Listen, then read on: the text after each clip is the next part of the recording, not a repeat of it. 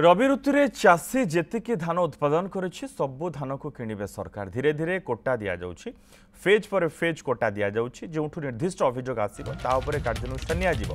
वर्तमान सुधा 5 lakh metric ton धान किणा सरिलाणी। Bahru धान आसिबा उपरे विभाग पूरा नजर रखिछि बोली कहिसंती जोगाण मंत्री कृष्णचंद्र पात्र। जोठु बेआईन कार्य होइछि ता उपरे कार्यानुष्ठान निया जाउछि। बरगढ़ बालेश्वर रे धान जबत करा जाइछि। जो मिलर छत्तीसगढ़ जाई धान किणुछंती तांको ऊपर भी नजर रही बोली मंत्री कहिसंती।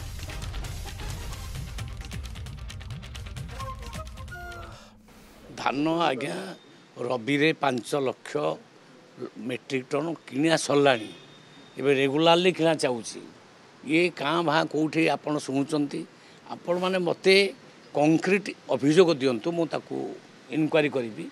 जी भी दोषी सब्यस्त हम तापर एक्शन ने कोटा कमी ना कोटा धीरे धीरे दि जाऊँगी। देखो जून लास्ट पर्यंत रबी चलो हठात करी कोटाटा दे दि जाए नहीं। आम fast phase second phase third phase करी आम दबू। आमर जेते धान चाष हो टोकन दि जाइए कहीं गोटे भी टोकन कार लाभस हम ना।